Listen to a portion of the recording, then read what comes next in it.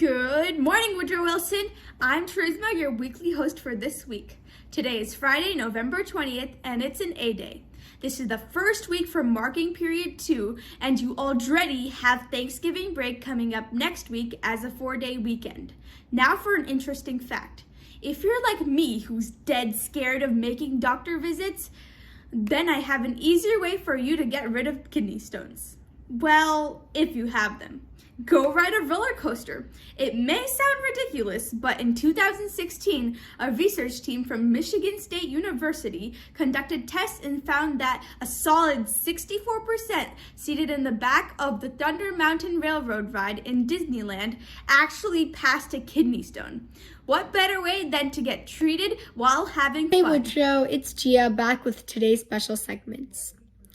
As we thank people all around the world during this pandemic, we often forget those who help us every single day. As you might have guessed, this week's shout out goes to our teachers.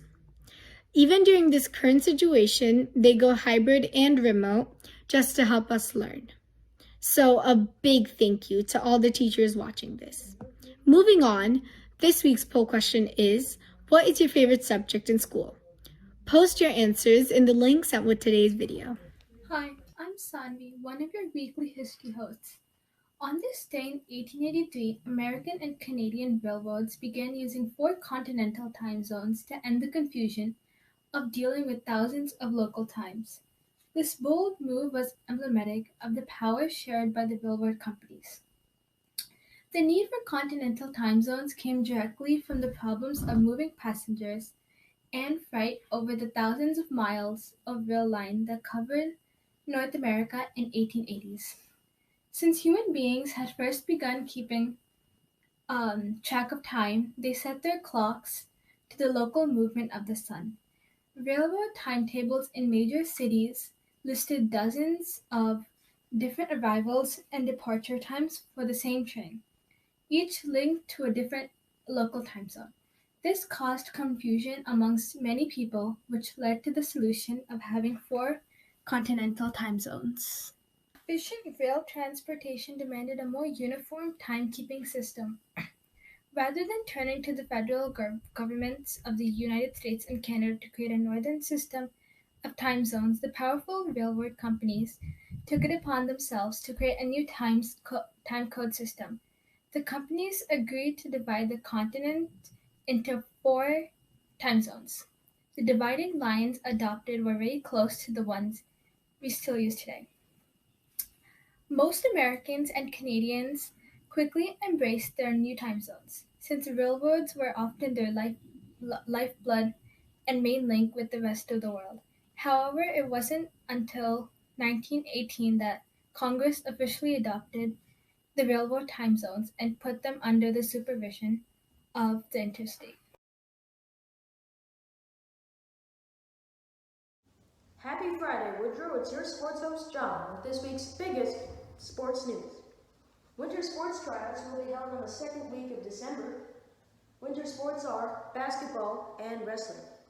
It was MLB Awards Week, with Freddie Freeman of the Atlanta Braves winning the NL MVP.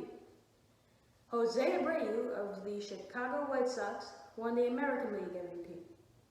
The award is given to the most valuable player in each league. Trevor Bauer of the Cincinnati Reds won the NL Cy Young Award, and Shane Bieber of the Cleveland Indians won the AL Cy Young Award. This award is given to the best pitcher in each league. In this week's edition of At Home Sports, you'll find out how to make a baseball with a sock and a newspaper. You can even roll up a piece of cardboard into a long stick to use as a bat. In golf news, Dustin Johnson has won the Masters tournament. He set an all-time scoring record and recorded the highest winning margin since Tiger Woods won the 1997 Masters by 12 strokes. Dustin Johnson won by 5. Quarterback Drew Brees of the New Orleans Saints was diagnosed with broken ribs and a lung issue after departing from Sunday's game early. Team doctors estimate he will be absent for at least 2 weeks from games.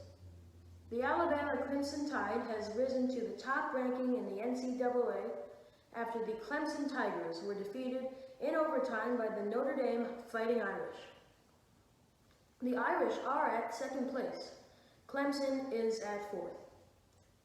These are the standings for the current NCAA. This has been this week's Sports News. Don't forget, today is Student Council elections. Make sure you vote for President, Vice President, Secretary, and Treasurer. This is your week's Challenger channel for the week of November 20th, 2020. Just a reminder, next Wednesday is the last day before Thanksgiving break, which we have on both Thursday and Friday next week. If you have any questions, comments, or concerns, please feel free to email us at the addresses on the screen. Until next week, go Challengers!